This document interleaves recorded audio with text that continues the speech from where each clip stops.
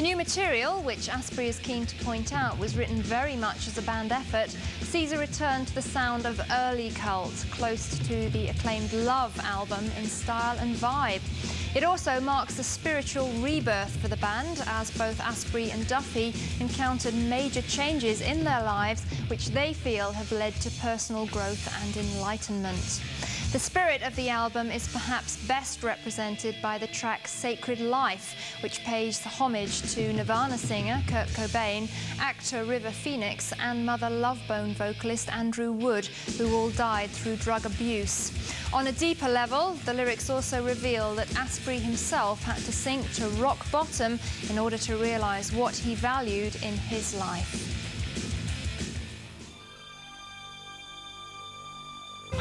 There's a revolution. There's a revolution, yeah. There's a revolution. There's a revolution.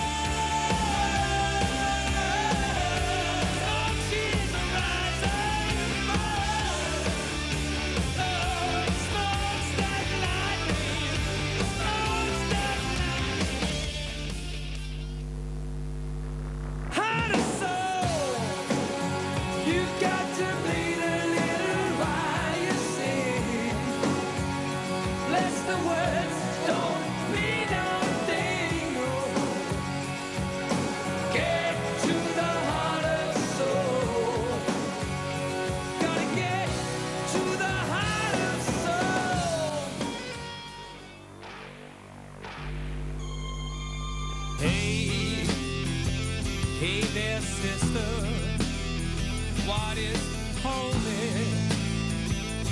in your life? Hey there, brother, sacred in your life. The song Sacred Life, it's about how I felt when Kurt Cobain passed away, and how I felt when Andrew Wood passed away, and how I felt when Abby Hoffman went, and you know, River Phoenix. I mean, it wasn't a case of sitting down and thinking of like, right, what name should I put in this? It was just a case of those are the ones that came out. And Abby Hoffman was somebody who, in his day, was a radical, and he basically became more and more self-destructive because he was really disillusioned with what his generation had become.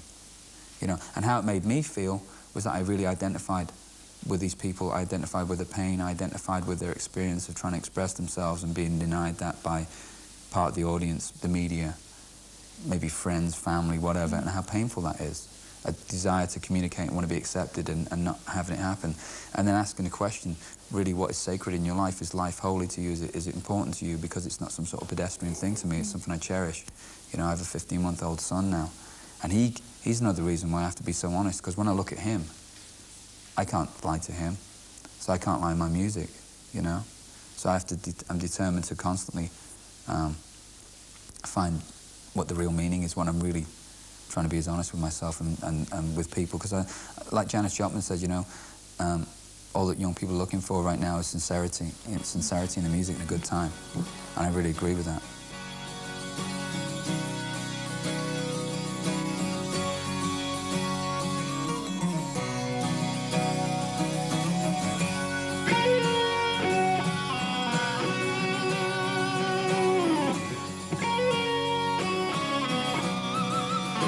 Down out in London, Los Angeles, and Paris too. I drank a river in my time just to get on through. There's nothing romantic about being self-destructive. It's very painful. And mine didn't come out of sort of a contrived, well, I've seen Keith Richards trash himself on heroin.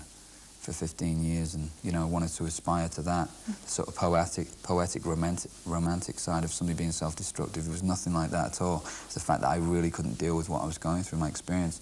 I mean, not just the band, the pressure of being in a band and being, you know, people constantly want a piece of you. It was more than that. It was my personal relationship, you know, relationships I was in, and the fact that I couldn't handle drinking, and I didn't have very good social graces. I couldn't be around a lot of people without crumbling, you know. It was a lot of stuff, and a lot of this came from when I was a child and the way I was brought up, and you know, environments I grew up in.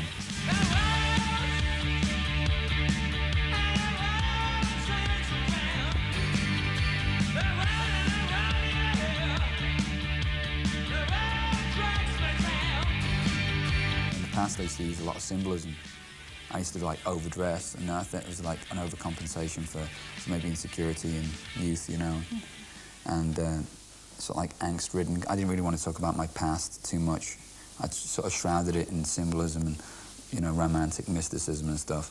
And a lot of people found that off-putting because they couldn't get through the lyrics, and yet in interviews I was saying one thing about, you know, experiences, and then they look at the lyrics and say, well, that truth isn't coming through in the lyrics. It's sort of shrouded in the lyrics. But this time round, it's more a case of I feel really much more comfortable talking about, you know, my life and experiences, and not having to use other characters to talk about myself, like Sonic Temple sort of spoke about myself through Edie Sedgwick, you know, the song Edie. It's easier to sing about her than it was to sing about myself, because I felt that if maybe I disclosed that to people, they would find it, you know, maybe too much to take in, and maybe they wouldn't like us. Because, I mean, it doesn't matter who you are, you want to be accepted on a basic level. You know, just a very human thing to want to be accepted. And I think that maybe I tried too hard, and it wasn't a case of being guilty trying too hard. It was just such a desire to want to reach people and communicate, you know.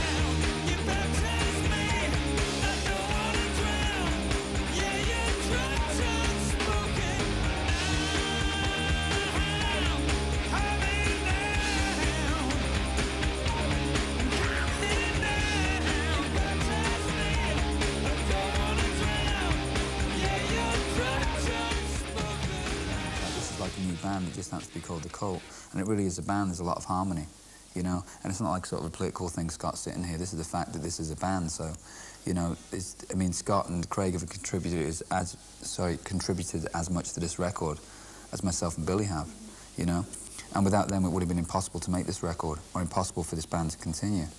So in a sense, this is the most consistent lineup we've ever had. This is the most harmonious time we've ever had, because like when we first started, it was off the back of Southern Death Cult and Theatre of Hate, so there was a real pressure there to succeed and be as popular as those groups were. So we've always had that pressure there, and this is the first time where it's been a complete pleasure, you know. I mean, it's still outside pressures and stuff. It's, you know, the lifestyle isn't very conservative, you know. I mean, it's just that we don't sort of promote hedonism as kind of like our main thing. The music is the most important thing. Our lifestyle's secondary. I'm sure there'll be stuff that happens on the road and incidents that happen down the line where, you know, just come through a high-pressure situation that most bands seem to be their bread and butter, you know, as opposed to the music. A lot of bands rely on antics and hysterics, you know, and that's what they get noticed on, as opposed to the music. And then when we're actually judged on the music, people find it pretty thin on the ground. So you know, it's a case of, I guess, maturity and experience is coming through now, and that's really exciting.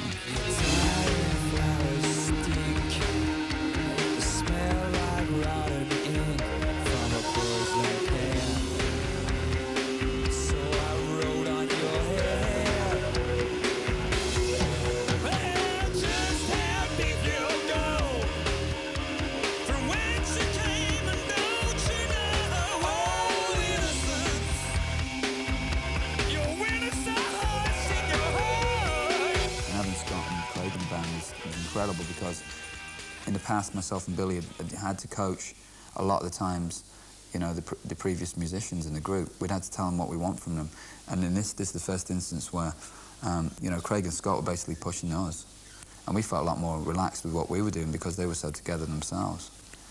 So it was a really easy record to make.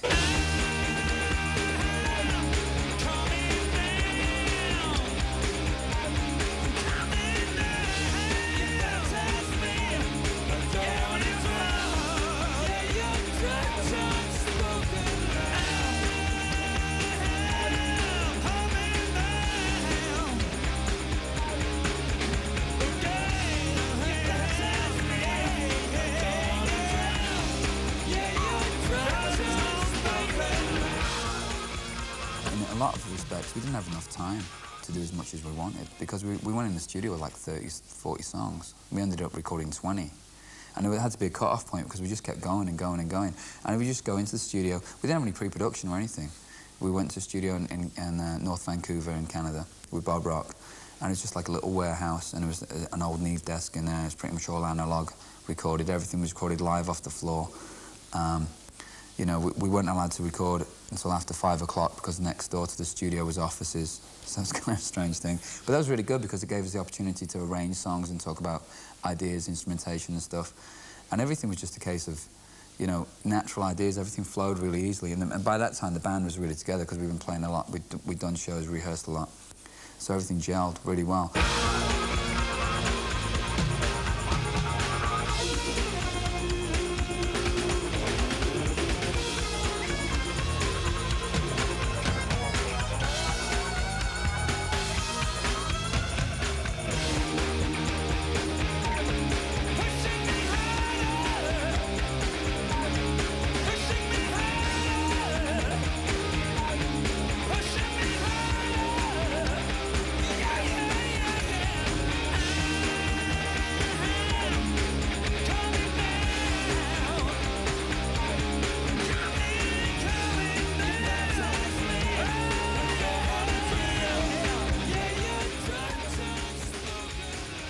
Piece of music, sometimes it can really inspire me just to get over a really bad patch or express a better time even better. So, yeah, I mean, that's the basic underlying theme of the whole record. You know, music to live by as opposed to just, you know, background music. It's much more profound than that.